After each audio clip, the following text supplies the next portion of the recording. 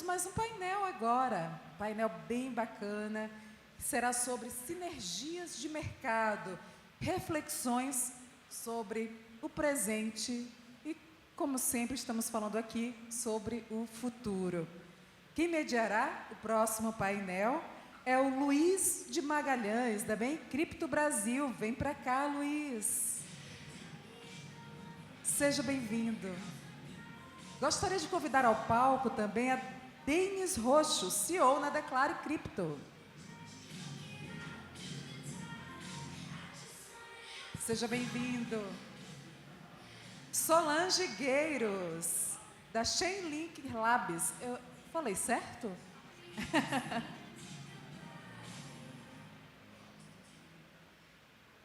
Chamei todo mundo? Tá faltando um nome aqui no meu relatório. Denis Roxo, eu não te chamei? Chamei. Sebastian. Gente, ao vivo tem dessas coisas, tá bom? Mil perdões. Bom painel para vocês, tá bom? Gente, eu chamei todos e não demos uma salva de palmas para eles. Uma salva de palmas para os nossos painelistas.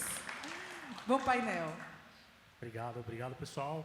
Boa tarde. Obrigado, primeiramente, por estar aqui no feriado. A gente sabe que é um tema bem nichado, bem complexo, mas a gente promete deixar bem divertido para vocês hoje à tarde. Tá? Meu nome é Luiz de Magalhães, eu sou Country Manager e Editor-Chefe do Bem Cripto Brasil. O Bem Cripto é o maior conglomerado de mídia focado no mercado cripto no mundo. Está em mais de 20 países, mais de 40 idiomas. Basicamente, a gente está em todo canto, cobrindo cripto. E aqui no Brasil ainda não tão forte, tá? Então, vocês vão começar a ver muito mais a gente em eventos, mais patrocinando esse tipo de iniciativa da Bicrypto, da CREF, enfim, todos esses nossos parceiros de longa data. Eu estou muito feliz de estar aqui convidado do lado de pesos pesados do mercado aqui, né? E eu não vou também... eu não tenho a credencial para apresentá-los, eu vou pedir para que eles se apresentem também. Então, pessoal, podem se apresentar aí, acho que começando por você, Denis, falar um pouquinho de você, da empresa que você trabalha, e daí a gente começa o debate. Obrigado pelo convite da Bicrypto.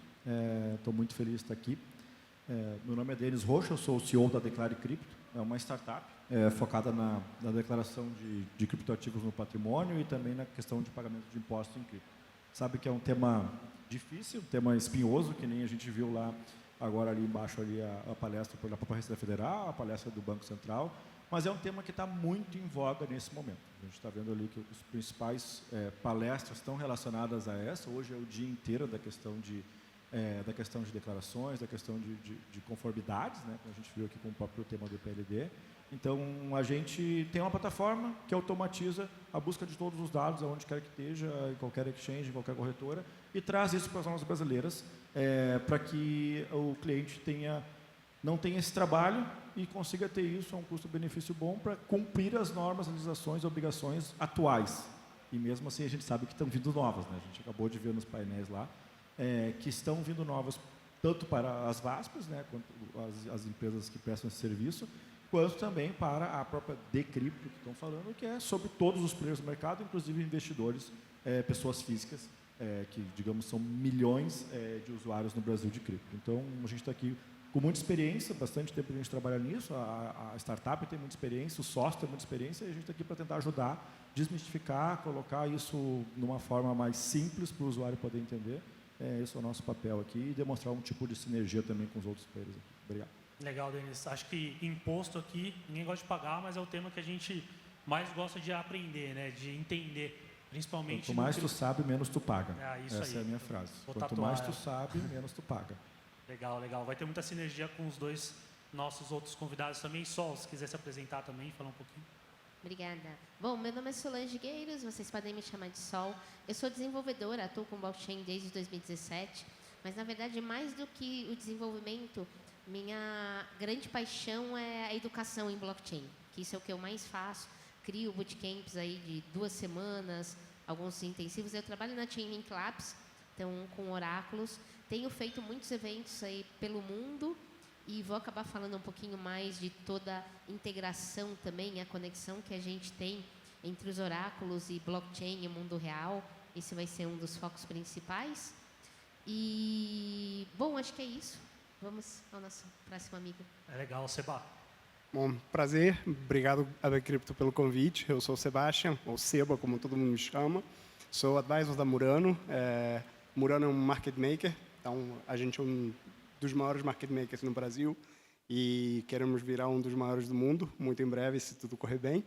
E, bom, vamos discutir o que a gente precisar sobre o futuro. Legal, Bola de eu acho. cristal. Legal, gente, legal. Bom, eu acho que não tem como não começar com a primeira pergunta, né? A gente tem um representante aqui do regulamentação, imposto, enfim. Tem um representante de blockchain e um de inovação, de investimentos, enfim. Existe sinergia entre o mercado de vocês hoje? Acho que não o suficiente, sinceramente. Acho que com as novas regulações que a gente acabou de falar, essas sinergias elas vão começar a acontecer um pouco melhor, porque se não tiver sinergia, quem vai sofrer é o cliente, que vai ter que fazer entendimentos necessários, que se tivesse uma sinergia das empresas já podia ter uma rota, uma jornada melhor para o cliente permanecer.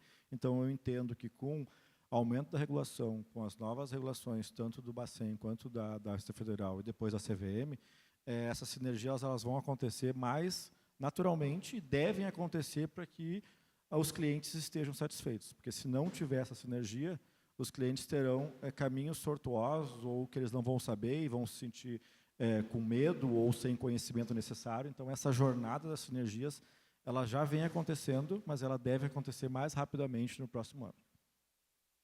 Bom, eu diria que deveria existir. E acho que como o Denis falou, mais e mais elas vão acontecer assim, naturalmente, até por tudo que a gente tem aí vivido nos últimos tempos. Eu acho que depende de como que você está entendendo sinergia. Acho que o mercado institucional já está olhando muito para o que está sendo feito em blockchain. Se você pegar o mercado financeiro, está olhando para DeFi permanentemente. DeFi vem criando um monte de produto que já existe no mercado financeiro de uma forma descentralizada, mais fácil, mais barata, mais rápida. Então, acho que a Solange pode nos dar um monte de cases de como estão usando Chainlink e oráculos para levar informações do mundo real para lá. Mas essa sinergia já vem acontecendo. E eu acho que o mercado institucional tem que se beneficiar disso como se fosse open innovation. Tipo, eu não preciso investir em pesquisa e desenvolvimento, já tem um monte de... Vou chamar de meninos, que eu estou ficando velho, tá? Um monte de meninos e meninas desenvolvendo essas tecnologias e dá para beber dessa água. Ou seja, são protocolos abertos, são coisas que dá para acelerar o processo de inovação no mercado financeiro como um todo. Legal, Seba. E eu acho que uma coisa que você falou até antes mesmo da gente entrar nesse painel, e eu queria entender de todo mundo, na verdade, eu acho que não tem como não abordar isso no mercado cripto de hoje, que é esse sentimento otimista que a gente está vivenciando, essa era de ouro, né? Que até você fez o paralelo com a época da web, lá nos anos 90, né?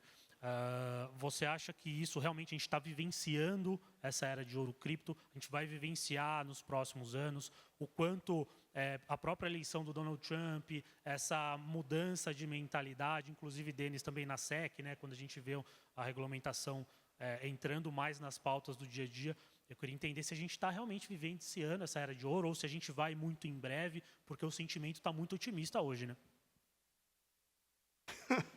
Eu acho que o que a gente está experimentando, ou seja, o que eu tinha falado antes, é que a gente já viveu isso antes.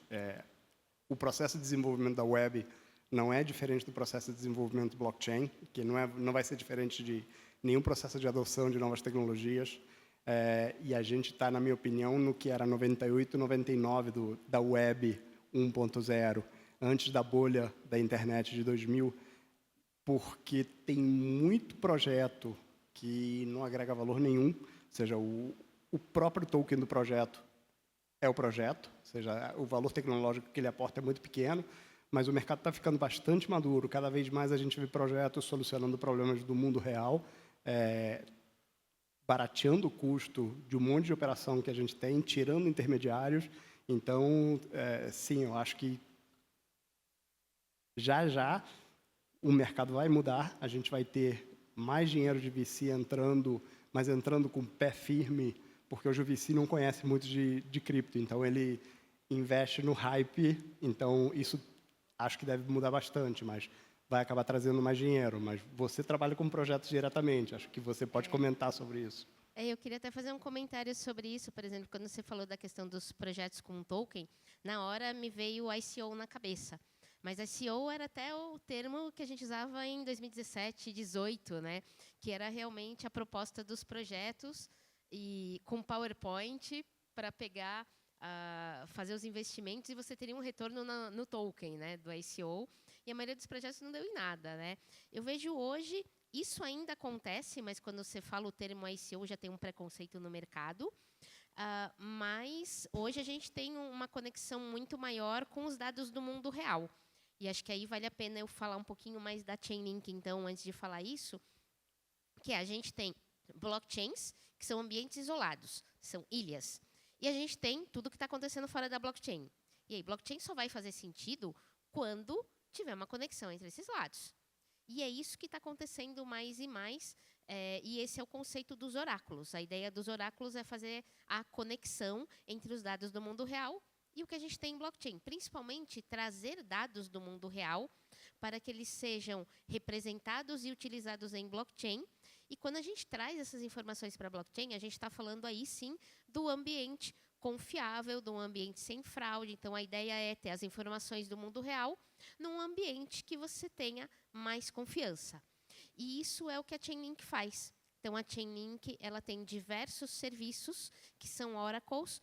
E quando a gente fala em oracle também, uma das coisas que a gente tem que pensar e que a gente tem que pensar relacionada à blockchain é descentralização. Quando a gente está falando em blockchain, a gente está falando de redes de nós, de computadores que compartilham os dados, compartilham a mesma informação. Quando a gente pensa na forma como a gente vai trazer a informação do mundo real para deixar salvo no blockchain de maneira permanente, você tem que tomar cuidado em como você está trazendo essa informação.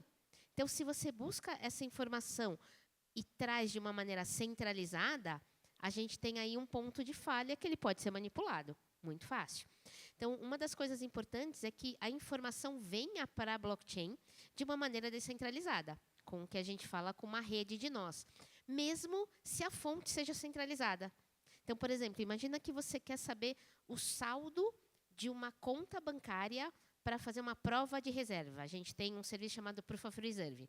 A conta é única, o saldo é único, mas se você tem mais de um nó, pegando a mesma informação, criando um consenso de que eles chegaram à mesma informação, e aí sim, salvando esta informação em blockchain, você pode confiar mais nessa informação, porque ela veio de uma maneira descentralizada. Mesmo que a informação seja de uma fonte centralizada, não tem risco de ser manipulado pelo caminho.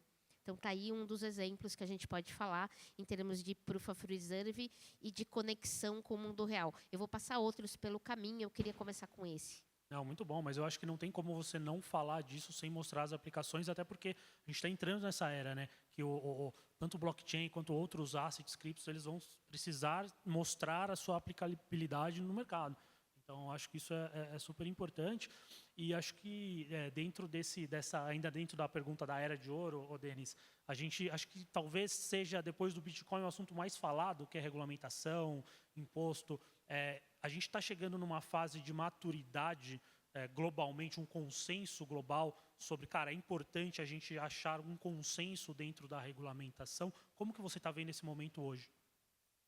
A questão da regulamentação ela vem de fora para o Brasil. O Brasil lançou a Instrução Normativa 1888 lá em 2019, então ele tem até um precursor de lançar essa busca de dados, por mais que não tenha ainda, talvez, uma análise desses dados boa, coerente, como eles vieram, mas eles têm isso e até no mundo todo eles são reconhecidos por pegar dados. É claro que agora eles estão se adaptando a normas já, tipo o MiCA 1, o MiCA 2, que está sendo desenvolvido, as normas americanas, e isso realmente é um padrão mundial de que a cripto seja usada com a maneira correta, que ela evite aqui, como a gente viu, o PLD-FT, né, no caso, EML em inglês, lavagem de dinheiro, financiamento do terrorismo. Então, justamente essas são as regulamentações que estão sendo colocadas no mundo todo, e o Brasil vem acompanhando isso muito bem, até na vanguarda do resto do mundo com alguns outros países. Então, eu acho que essa regulamentação ela vem também para corroborar com esses bons projetos, que é o seguinte: o cara tem um projeto bom, ele vai passar nas normas, teoricamente, que devem ser passadas, claro, elas não podem ser abusivas, por exemplo, a norma de CVM, se ele tem que lançar um token. A própria Declare Crypto tem um exemplo em casa aqui, a gente fez um token para fazer um crowdfunding com um acordo da CVM. Então, a CVM aprovou a questão de crowdfunding, a gente lançou um token, o token estava baseado no nosso próprio share de ações, e a gente conseguiu lá, a gente tem 380 sócios lá, e a gente fez um crowdfunding regulado usando um token tokenizado da nossa própria empresa. Então, assim, esse é o jeito certo de fazer. E quem faz do jeito certo não tem problema com a questão de colocar essa informação ao público, colocar essa informação para a Receita Federal, de que fez um token, está ali o valor do token, está ali o valor arrecadado, está ali como ele está sendo usado. É um investimento de venture capital?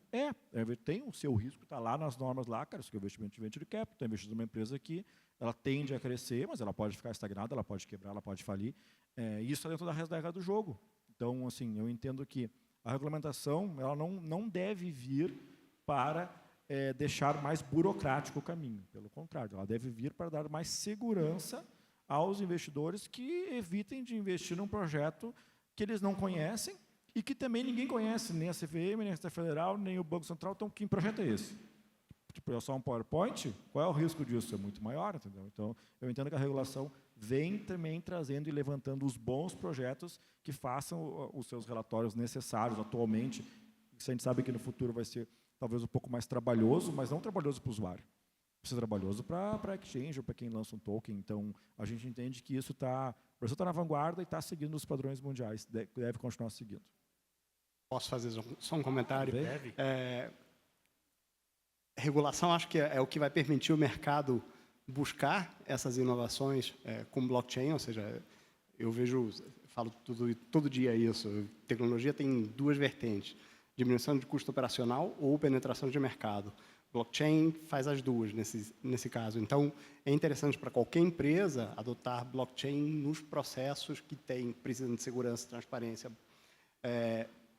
Para redução de custo, então isso vai permitir o mercado adotar processos de blockchain, mas a regulação não garante que os projetos vão dar certo, tá?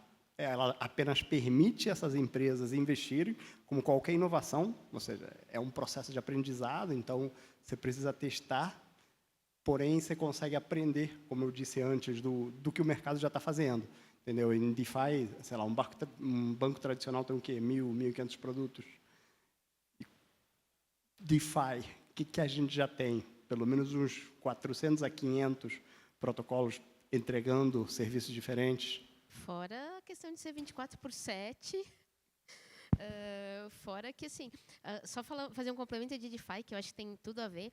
O conceito de DeFi já é uma coisa assim que é maravilhosa, porque a gente fala muito da frase Money Legos. Então, são projetos que são construídos e baseados em outros projetos. Então, você tem uma stablecoin, que era o DAI, que agora até mudou de nome, que é uma stablecoin baseada em ativos que são da própria blockchain. Então, você tem que colocar Ethers ou outros ativos para criar essa stablecoin e usar esse stablecoin dentro de outros projetos DeFi para fazer empréstimo, para fazer swap, para fazer 1 milhão de outras coisas. E um projeto literalmente tem a questão de se compõe com os outros. E isso é infinito, né? A gente não vai ter isso no mercado tradicional de bancos, porque os projetos de banco eles não vão ter essa composabilidade do jeito que a gente tem de maneira descentralizada em DeFi. Eu acho que isso entra muito na sinergia que a gente tanto fala, né? Exatamente. Não tem como você trabalhar nessa nova economia, vamos chamar assim, nosso setor, sem essa integração, sem essa sinergia, né? Eu queria pegar um gancho aqui do que o Denis falou. O Brasil está na vanguarda, né? Quando a CEO do BinCrypto, ela é russa, né? A Alina, ela chama. Não sei falar sobre o nome dela porque é russo, cheio de consoante, enfim. Mas ela chama Alina. Ela veio para o Brasil pela primeira vez no Blockchain Rio, agora em setembro, outubro, e ela falou, se o Brasil, o mercado brasileiro, fizesse 1% do marketing que o Dubai faz, vocês estariam muito, muito, muito bem vistos lá fora. Ela não imaginava que o nosso setor fosse tão maduro, fosse tão integrado na sociedade. Acho que o Roberto Campos Neto estava no evento, ela falou, como assim? Ela pirou, o presidente do Banco Central está aqui e tal. E quando a gente fala com muita gente lá fora e a gente mostra os casos de uso de soluções brasileiras ou atuando no Brasil, eles realmente ficam impressionados. Ou seja, eu vou pegar esse gancho do Denis, mas vou começar pela Solange, porque ela pegou, acho que 60 horas de voo, vindo diretamente de Hong Kong, e ela está, acho que 80% dos seus dias lá fora, né? Então, foram 28 horas de avião. Eu cheguei ontem, né? Eu estava 2 meses na Ásia. E, ao todo, assim, esse ano eu passei 75% do ano fora do Brasil. Então, eu estou com uma... isso é uma coisa que eu me orgulho muito de falar, que, sim, o Brasil está aparecendo no mundo. Está aparecendo cada vez mais. E eu acho que a gente está conseguindo trazer os holofotes para o Brasil mais e mais. E até falando nesse sentido, numa das conferências, por exemplo, que a gente teve a SmartCon, que foi da Chainlink, pela primeira vez a gente esteve no palco principal de uma conferência grande, que foi em Hong Kong. Então, Hong Kong ele não é tão blockchain, mas ele é muito mais um foco financeiro. E a gente, no palco principal, com brasileiros, com o Bruno, do Banco Inter, com o João, da Microsoft, falando de um dos casos de uso do Drex, que a Chainlink entrou agora no caso de uso com eles, que é a questão de trade finance. A questão dos casos de uso primeiro, a comunicação, que isso daí não vem pelo caso de uso em si, mas ele é parte, a comunicação entre as CBDCs do Brasil e de Hong Kong. Então, a gente tem a questão da moeda, da representação aí da nossa moeda entre os países, funcionando aí de uma maneira digital em blockchain. E aí a gente entra no caso de uso que o Banco Inter está fazendo, que é a própria negociação de commodities, então da parte agrícola. Então, toda a parte de financiamento, toda a parte de pagamento, a parte de rastreamento do que vai acontecer nessa cadeia de produtos que vão de um país para o outro, acontecendo tudo por blockchain. E a gente sabe que, assim, quando a gente está falando disso, não são exatamente blockchains o tempo inteiro, né? A gente está falando do Drex, é uma rede permissionada aqui, Hong Kong é uma rede permissionada lá, aí tem que colocar uma coisa no meio do caminho, né? Então, acho que é o momento de falar de interoperabilidade também. E aí que entra a Chainlink, ela entra mais com a parte de interoperabilidade, com um protocolo chamado CCIP, que ele é um padrão de interoperabilidade que está sendo mais e mais difundido, né? E que faz essa comunicação tanto entre blockchains públicas, como está também agora pronto e começando a fazer essa comunicação entre blockchains permissionadas. Porque, da mesma forma que eu falei agora há pouco, que cada blockchain é uma ilha, e a gente tem que ter a comunicação do blockchain com o mundo real, eu também tenho que ter essa comunicação entre as blockchains. Porque cada blockchain, então, ela tem lá a sua rede, a sua área segura, a gente confia no que está acontecendo ali, você confia no que está acontecendo na outra blockchain, e o caminho, o que acontece? Então, agora a gente tem essa comunicação entre as blockchains de maneira segura também, com outro caso aí do mundo real de financiamento de commodities, de pagamento, que é o que a gente chama de trade finance, acontecendo entre Brasil e Hong Kong. Então, eu acho isso super fantástico, assim. E cada vez mais, como eu falei, eu vejo o Brasil aparecendo no mundo, até em termos de número de brasileiros nos eventos internacionais, que a 2017, 2018, era eu sozinha indo para tudo que é evento.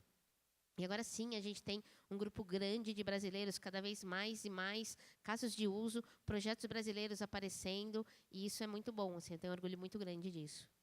Legal. E Seba, você morando em Bruxelas, isso. Aqui é só atração internacional, gente.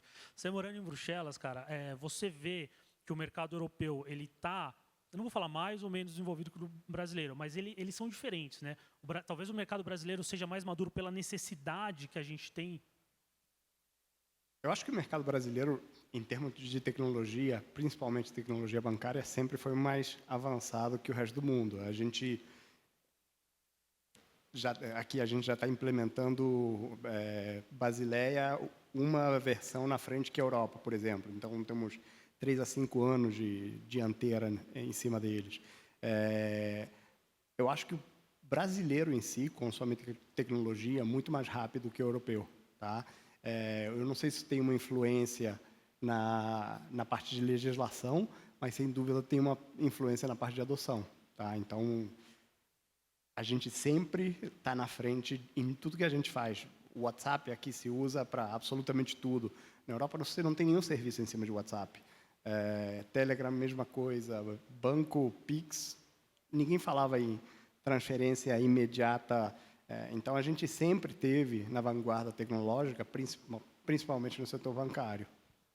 Acho principalmente você falou de Pix, é uma coisa assim revolucionária que lá para fora não tem, né? O Telegram agora, principalmente depois da Tom, do que está acontecendo, eles estão com um monte de coisa cripto lá dentro mesmo, né?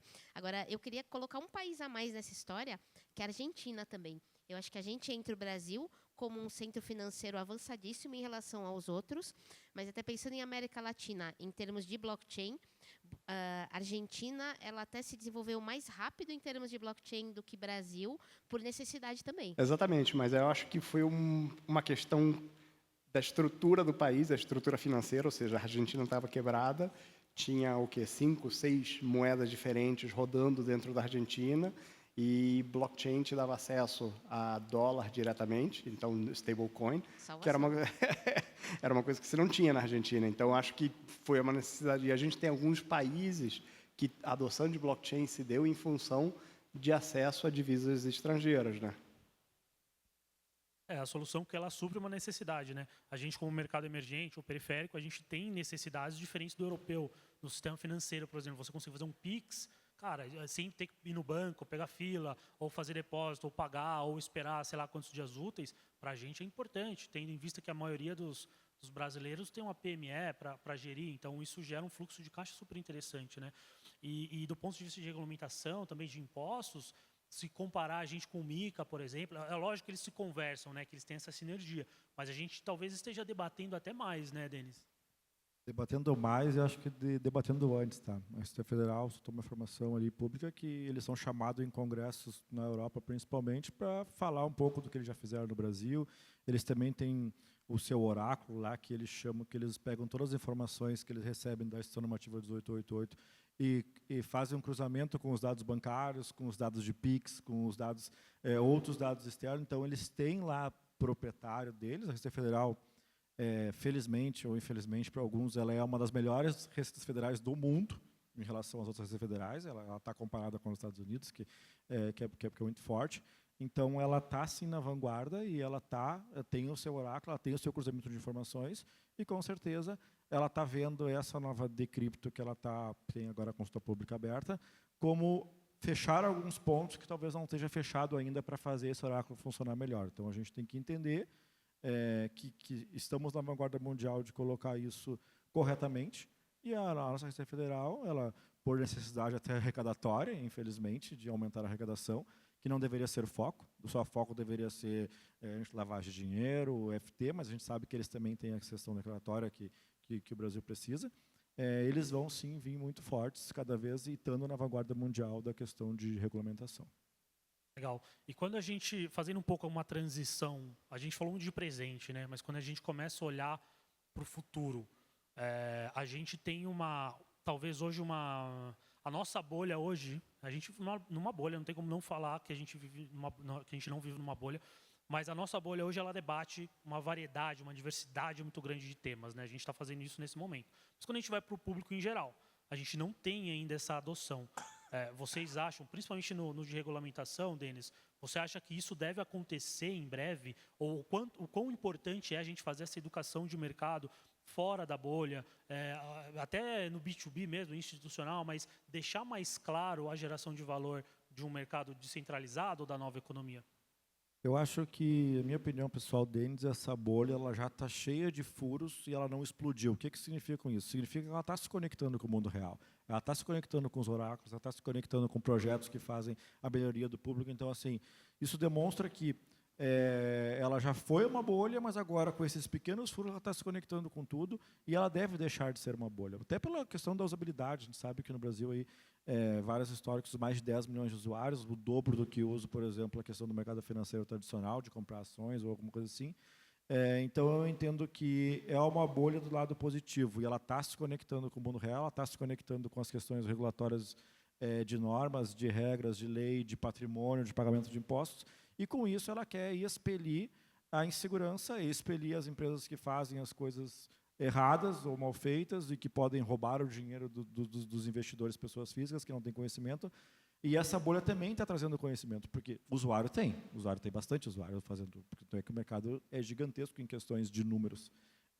A questão é que esses usuários têm pouca educação, têm pouca qualificação, têm pouco conhecimento, e então, com certeza, essa bolha já está conectada com tudo, não é mais uma bolha, na minha opinião, não é uma bolha que vai estourar e vai cair tudo, que nem a gente já viu outras bolhas, mas isso depende ainda de um longo caminho de educação, principalmente no Brasil, né? No Brasil, a gente sabe que, infelizmente, as bets que a gente que tem conhecimento, que tem cultura, sabe que é um negócio que é feito para te perder dinheiro, mas você tem uma usabilidade e um valor que o povo com um pouco menor de educação e de cultura estão gastando seu dinheiro lá.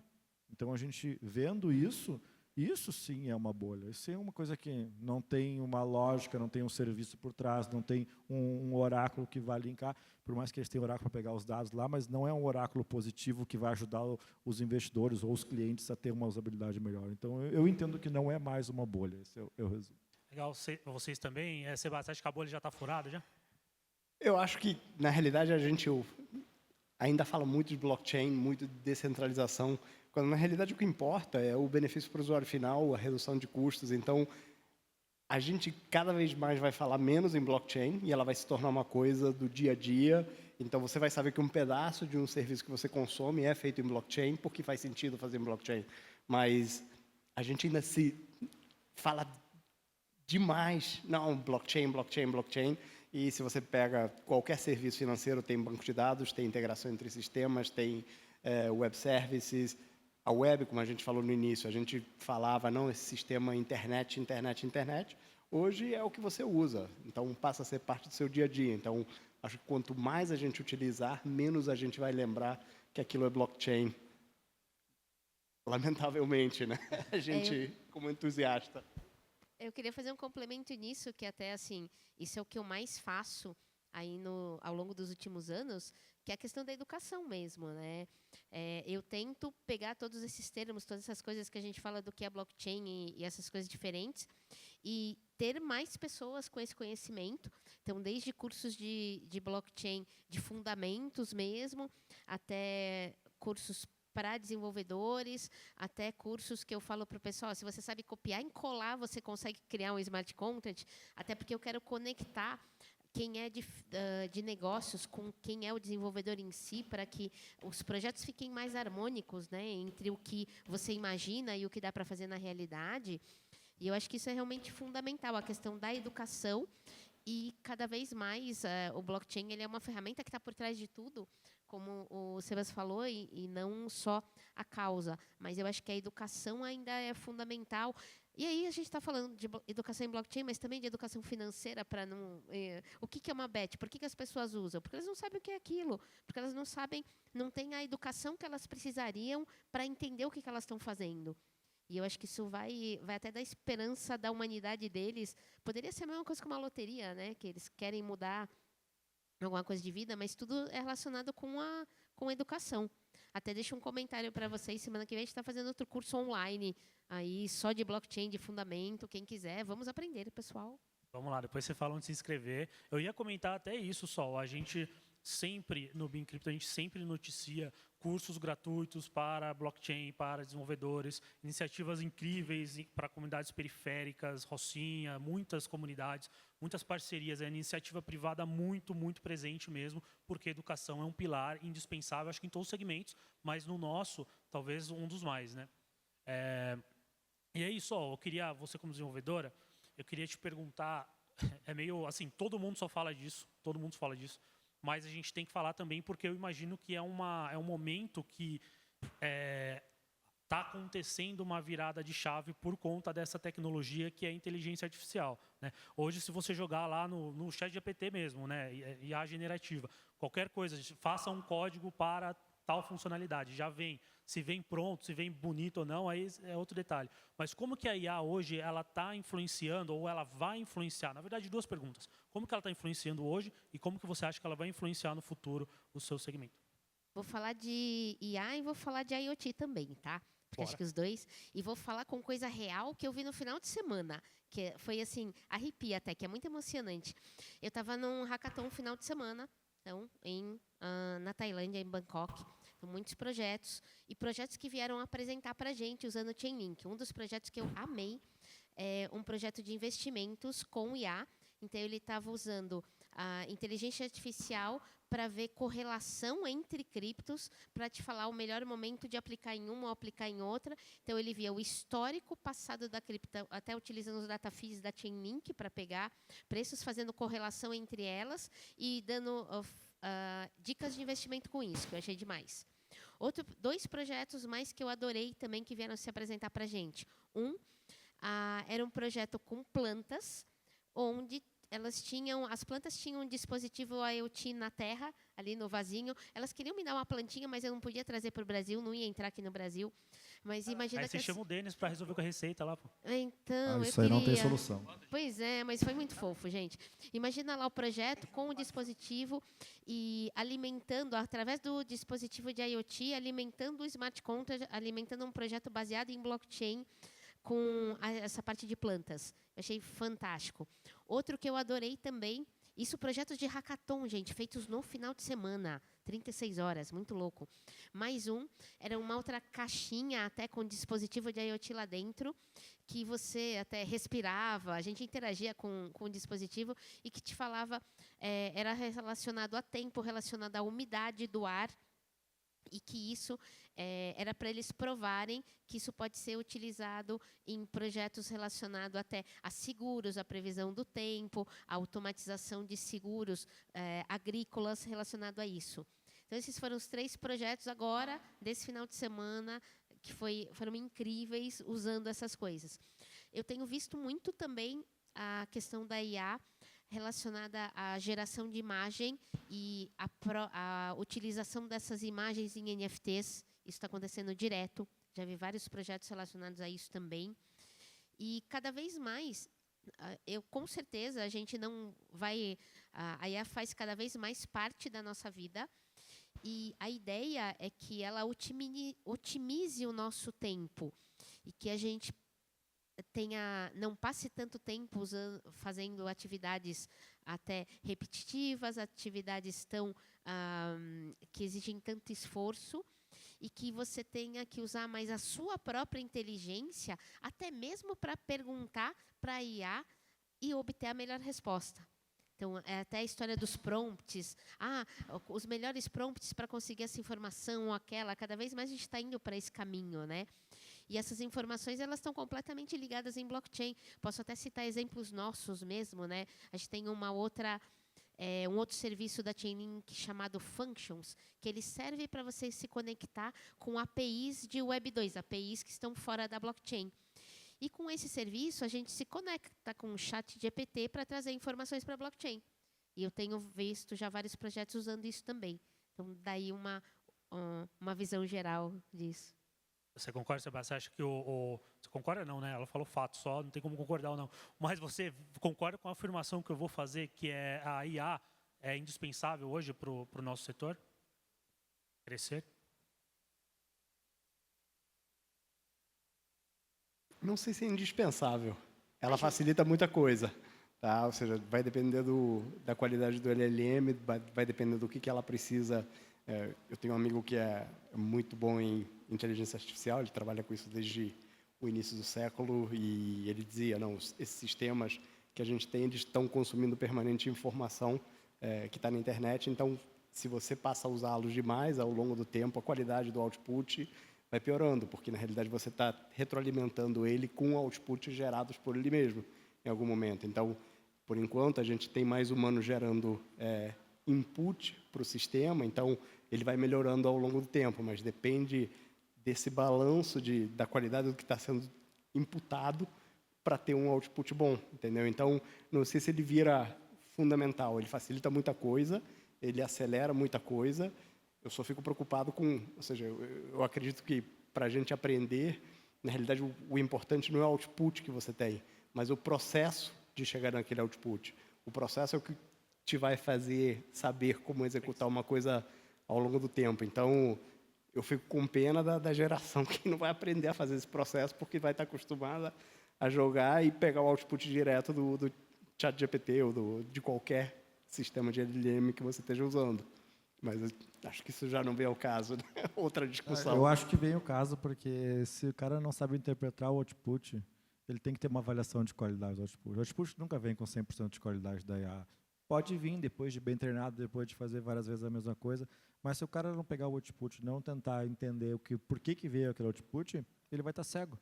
Ele vai achar que a IA está 100% certa e ela não está 100% certa, e ele não vai pensar, ele não vai se desenvolver um pensamento crítico em cima disso. Então, eu entendo que a IA, sim, vem para facilitar, principalmente trabalhos burocráticos, trabalhos repetitivos, mas que tem que ter uma pessoa que tenha um conhecimento de por que chegou naquele processo para poder avaliar a qualidade daquilo.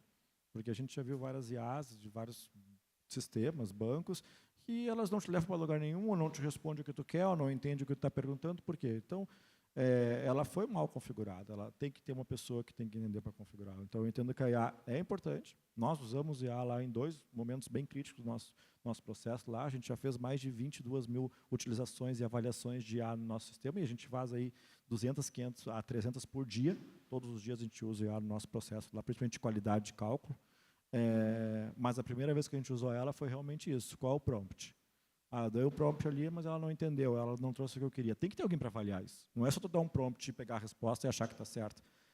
Então, tem ainda um bom caminho a ser percorrido, até com que o pessoal entenda que a IA é uma ferramenta e não uma solução em si. Mas Eu não gosto da questão de falar que é indispensável, eu não acho que é indispensável, mas eu acho que ajuda. eu acho só que a questão do prompt é uma questão, é a mesma coisa de user interface em projetos de blockchain. Entendeu? É uma coisa que tende a melhorar, ou seja, daqui a pouco a gente não vai falar mais do prompt, você vai falar com linguagem natural e, no máximo, a AI vai te responder com uma pergunta, você está se referindo a isso, ou você está querendo isso, e você vai ajustar. Então, o prompt é o momento que a gente está de IA, não é como ela vai funcionar para o resto da vida. Tá? Então, isso é uma coisa que vai melhorar ao longo do tempo, mas... Aí, curiosidade, aquela lista de perguntas que vocês prepararam, né, no documento, hoje de manhã eu passei a lista inteira em IA para ver as respostas que estavam aparecendo no mercado, assim, até foram coisas interessantes. Depois eu compartilho com vocês. Assim, Legal, interessante. porque eu passei.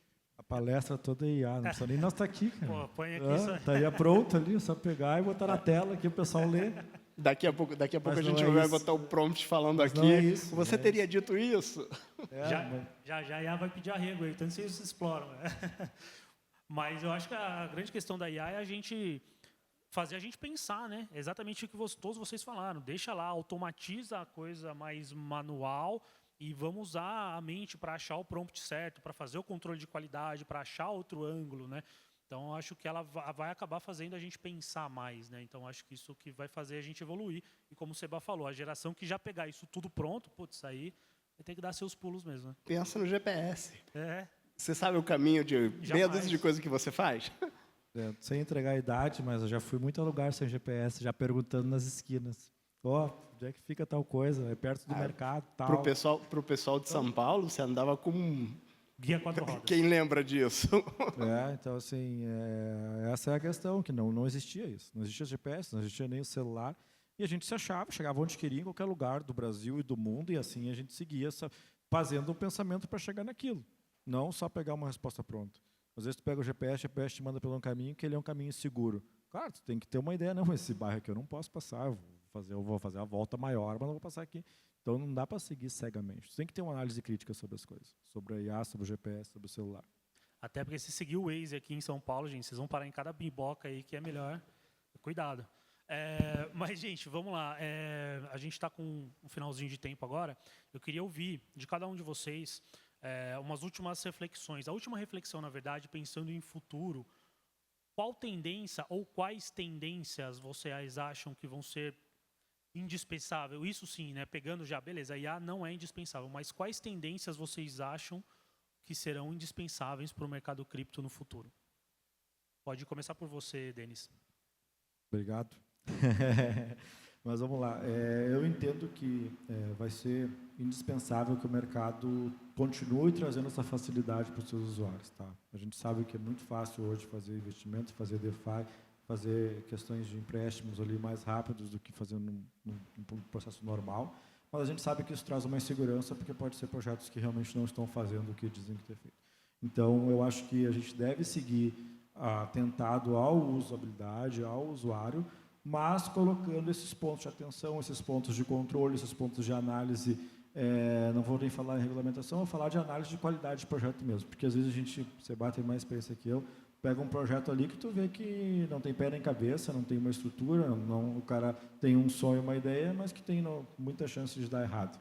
E isso pode afetar vários investidores, várias pessoas físicas. Então, a gente tem que controlar isso é indispensável que tenha, para evitar a questão de pirâmides. Que a gente fala pirâmides aqui no Brasil, não é por causa da criptopirâmide, a gente já falou isso. A pirâmide do boi gordo, a pirâmide da avestruz, existem vários cases gigantes dos anos 90, dos anos 80, mas claro que as últimas foram todas baseadas em cripto. Por quê? Porque é uma coisa nova, o pessoal não tem conhecimento, não tem educação. Então, o pessoal diz que vai ganhar muito dinheiro com cripto e faz uma pirâmide, faz um scam, faz um Ponzi.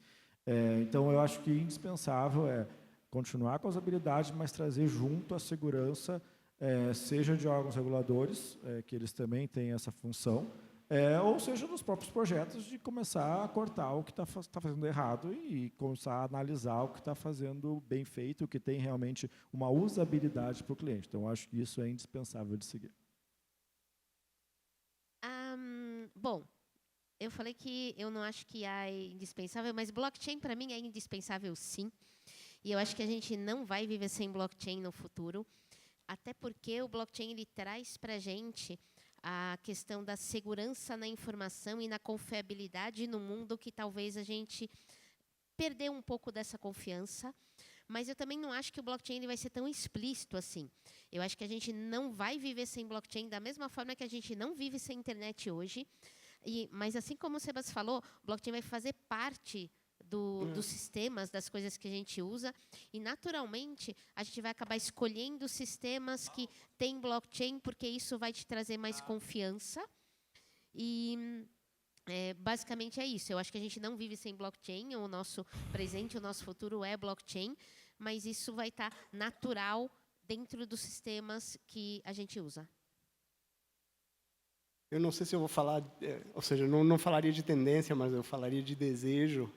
A gente falou um pouco de regulação aqui, e o que eu gostaria de ver é uma regulação que não inibisse a inovação. Ou seja, a gente evoluiu muito rápido no mundo de blockchain pela falta de regulação. Tá? Precisa de regulação para a gente poder adotar blockchain nas empresas, nos processos que a gente tem no dia a dia, mas eu entendo a dificuldade que eu acho que a CVM, diferente de outros reguladores no mundo, se portou muito bem. Ou seja, a regulação que a gente tem é bastante aberta, justamente para entender o que o mercado quer, como que ele vai evoluir, e a partir daí criar um framework que não iniba a inovação. Então, fica mais um desejo do que uma tendência, mas que o regulador continue se portando como a CVM aqui no Brasil se portou e permita que a inovação continue acontecendo. Legal, gente. Quem sou eu para discordar, né? Mas, gente, é isso. A gente está com um pouquinho de tempo agora. Gostaria de agradecer todo mundo que esteve aqui presente, participou aqui da conversa. É isso. Obrigado. E obrigado aos convidados também pelo debate interessantíssimo. Em breve a gente vai se falando. É isso, gente. Temos perguntas? Alguém gostaria de fazer uma pergunta a algum dos nossos painelistas? Obrigada pela AB Cripto por organizar esse painel, que achei foi uma combinação bem interessante de áreas distintas, né? Então, muito bom. Perguntas, não? Ninguém vai fazer uma pergunta? Pode ser Olha, difícil. oportunidade Pode única. ser fácil. Reunir essas feras aqui, ninguém vai fazer uma pergunta. Qual meme Ó, surgiu o candidato. Aê! A gente Legal. não dá dica de investimento, hein, gente? Só para não ficar sem pergunta. Boa. Ô Sol, você comentou que você acredita aí que o futuro ele é inevitável, a blockchain e tudo mais, né? E quando a gente pensa em blockchain, eu acredito muito que a gente enxerga os processos, as soluções financeiras 100% blockchain, né? E a minha pergunta é, eu acho muito legal esse movimento do mercado tradicional, trazendo as soluções Web3 para dentro da Web2, né? Mas você enxerga isso como um step, onde o mercado tradicional traz essas soluções financeiras que são, né, de acesso à Web3 dentro da Web2, e no longo prazo as pessoas vão começar a ter conhecimento sobre o que elas estão fazendo e migra-se para a Web3 diretamente, sem necessidade dessa intermediação? Ou você acredita que não, num futuro a gente continua tendo esses dois universos, onde tem gente que está ali investindo em Web3, tem gente que está aqui através do mercado tradicional Web2, investindo em Web3? Eu acho que a gente sempre vai ter tudo, né? A gente não vai ter tudo em Web 2, tudo em Web 3, a gente vai ter um mix de tudo, né? E a gente tem, até quando a gente fala em educação, quem aprendeu mais de cripto e de repente vai querer ficar só nos investimentos, só nas coisas relacionadas ao descentralizado em Web 3. A gente tem desde o usuário tradicional que vai ficar só nos sistemas que ele já conhece de Web 2 e não vai fazer mais nada. E a gente vai ter um mix disso até através de instituições financeiras que estão operando para todos os lados, né? A gente pode até falar de uma compra de cripto ou de pseudo-cripto usando um banco, por exemplo. Quando o pessoal ouve ou quer falar um Bitcoin, alguma coisa assim, poderia estar no meio do caminho desse processo, né? Mas eu não acho que uma coisa nunca vai excluir a outra. O que vocês acham, meninos? Eu acho mais que... uma pergunta ali, ó, no meio. Mas, Desculpa, tinha resposta. Não, eu ia... Vê se ele tem resposta aí, vê se ele tem resposta. Respondeu? Pronto. Vocês querem falar mais alguma coisa sobre a pergunta dele? Eu queria que eles comentassem também. É bem a tua área isso aí, é bem a tua área. Mas eu acho que assim, acho que os dois mundos vão conviver e vendo qual é o menor custo. Se a Web3 for o menor custo, a Web2 deve usar isso, seja por trás ou seja pela frente. Acho que é custo-benefício, ou seja, aonde que a blockchain efetivamente é bem utilizada, aonde que tem trabalho demais em fazer um contrato inteligente para uma coisa que um banco de dados com um front faria mais fácil, mais rápido, entendeu? Ou seja, se você pensar banco de dados, hoje você não discute se está usando o Oracle, DB2, Sybase ou qualquer outra coisa. Tem um banco de dados por trás, sabe, qualquer sistema tem, e a gente não discute, apenas utiliza. Acho que blockchain vai virar muito isso, ou seja, tem coisa que é on-prem, coisa que é on cloud, tem de tudo. Blockchain vai ser como ela colocou, um desses Legos modernos, com algumas vantagens, que seja, provavelmente vai ter templates prontinhos para você plugar, mas vai ter de tudo. Última pergunta. Vamos lá. Talvez aí olhando essa visão aí, embarcando muito essa visão da Sol, e eu vejo assim a grande barreira, principalmente para as pessoas da minha idade, meus amigos, que não conseguem de forma alguma, durante toda essa trajetória aí, desde 2017, que eu venho falando, mas eles realmente não conseguem embarcar. E agora, com o Real World Assets, eu acho que é a grande oportunidade da gente realmente conseguir fazer esse mundo tradicional entrar dentro do blockchain. Então, só ou vocês todos que quiserem, como é que vocês enxergam o Real World Assets realmente fazendo a grande virada no mundo blockchain aí, para esse pessoal todo transbordar para o nosso mundo? Não tenha dúvida de que isso é que tem a ver com aquilo que eu falei da conexão mesmo, né? Da gente ter os ativos do mundo real e sua representação de alguma forma em blockchain, seja ela qual for, é a maneira que as pessoas que só estão trabalhando ou interagindo com ativos do mundo real vão acabar tendo essa exposição com o blockchain também. E a gente pode até pensar no outro lado de ativos que você, como uma pessoa, não conseguiria comprar aquele ativo inteiro e que você poderia agora ter parte de um pedacinho, e toda essa parte de fracionalização que a gente tem e que traz mais pessoas para esse ambiente também. Mas com certeza está muito quente isso no mercado agora, né? O RWA, a tokenização de ativos do mundo real, e eu acho que isso, assim, com certeza traz mais gente para a blockchain. Mas eu acho que isso, de novo, é uma parte do aprendizado. A gente ainda está experimentando o que dá para fazer. Se você pegou, ela falou dos NFTs. NFT com arte, para mim, era uma parte de... O que dá para fazer com isso aqui? Legal, olha só, eu posso botar uma figurinha. Pô, essa figurinha é só minha. E a gente vai ter coisas malucas, e hoje a gente está já achando utilizações por NFT que fazem mais sentido dentro do ponto de vista de negócios. Real World Asset é fácil de você enxergar, ou seja, como tirar intermediários, não precisar de qual o nome? O que faz a escrituração? Cartório. Exatamente. Então, faz sentido, mas é parte desse aprendizado de aonde faz sentido a gente utilizar a blockchain. E finalizando, eu acho que a usabilidade, ela é a jornada do cliente. Ele não tem que saber a parte técnica, ele tem que saber como ele usa isso fácil e para que ele quer usar isso. Ele quer usar isso como forma de investimento, como forma de entretenimento. Então, eu acho que a usabilidade, ela é o principal foco e por trás, com certeza, vai ser o melhor custo-benefício. E a gente sabe que a Web3 tem um bom custo-benefício na questão dos portais e das blockchains. Então, a usabilidade é o que vai mandar, independente da idade, acho. É igual o Pix, né? A gente usa todo dia, ninguém para pensar como funciona o Pix. A gente só faz o Pix E qualquer idade está usando o Pix hoje. Exato. Bom, encerramos aqui o nosso painel. Eu gostaria de agradecer ao Luiz pela brilhante mediação que foi feita aqui, a cada um dos painelistas, muito obrigadas. E em especial ao Sebastião, queria me desculpar, foi erro meu, foi erro humano, não foi a IA. A mestre de cerimônias que nos fala errou e acabou não chamando, a organização tinha passado o roteiro certinho, foi a baiana aqui que acabou vacilando e errou. Mil desculpas. Foi só para fazer isso com o argentino, né? Pois é. Muito obrigada, uma salva de palmas para os nossos painelistas.